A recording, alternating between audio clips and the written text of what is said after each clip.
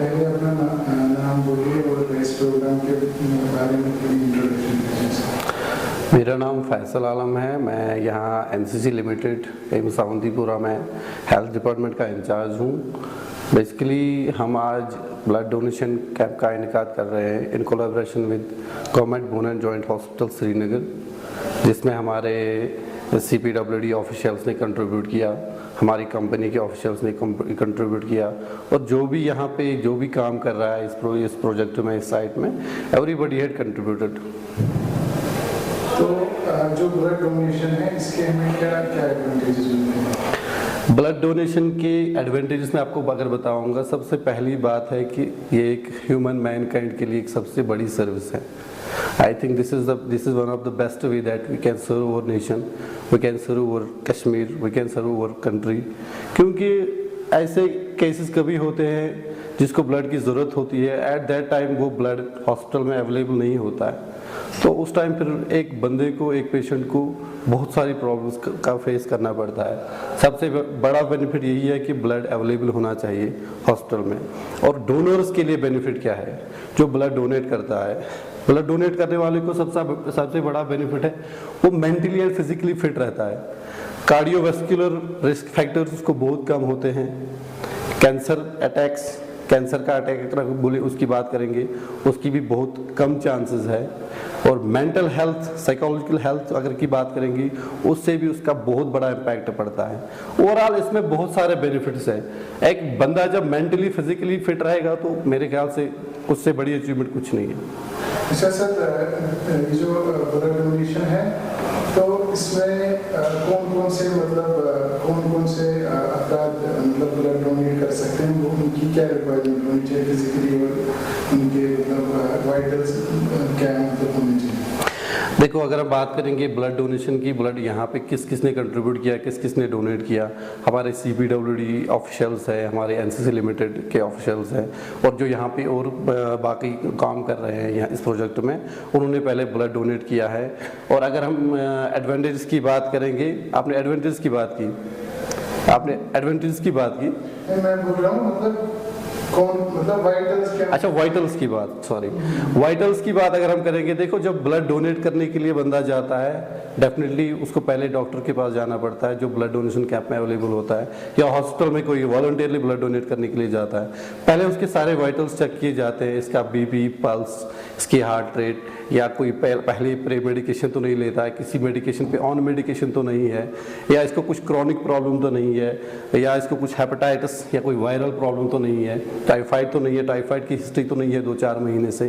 तो ये सारी चीज़ें पहले चेक की जाती है। उसके बाद जब एक बंदा फिजिकली इन चीज़ों से निकलता है, after that he can donate blood. अच्छा सर, इससे पहले यहाँ पे ऐसे प्रोग्राम हुए? Yes, this is we are going to organize thrice, तीसरा साल है जब हम ब्लड डोनेशन कैंप यहाँ पे इनेकाद करने जा रहे हैं। लास्ट ईयर हमने गवर्नमेंट डिस्ट्रिक्ट हॉस्पिटल पुलवामा के साथ किया था, उससे पहले भी एक साल किया था उनके साथ ही, बट इस साल हमने government bone and joint hospital Srinagar के साथ किया है। 3 सालों से कंटिन्यू जा रहा है। फ्यूचर में भी ऐसे प्रोग्राम होते रहेंगे सर? इंशाल्लाह, we hope for the best and we are trying on it कि इंशाल्लाह आइंदा भी फ्यूचर में भी ये प्रोग्राम्स आएंगे। ये हर किसी जगह पे होने चाहिए। मैं यहाँ की बात नहीं करूँगा, अगर ये प्रोग्राम्स हर जगह पे हो जाएंगे। इसमें मैं आपको एक बात क्लियर करना चाहता हूँ, एक एज फैक्टर होता है इसमें, बिलो 18 नहीं कर सकता है, जो 18 से कम बच्चा होगा या माइनर या लड़की होगी वो नहीं कर सकती है। 18 से प्लस और 65 के डाउन, अब ये बिलो, इस एज ग्रुप में जितने भी हमारे नौजवान आते हैं जो फिजिकली फिट है, जो कोई दवाई नहीं लेते हैं, तो उनको चाहिए कि इस फील्ड में आगे आए। They should come forward for blood donation so that they can save the lives of the people. जैसे एक कहावत है, डॉक्टर बनने की ज़रूरत नहीं है हर किसी को। अगर एक बंदा एक ब्लड पॉइंट डोनेट करेगा, उससे उस ब्लड पॉइंट से किसी की जान बचेगी, मतलब उसने किसी की जान बचाई, वो तो मेरे ख्याल से हीरो है वो, दिस इज हीरो। डॉक्टर से बड़ा उसको ये मिलेगा अचीवमेंट।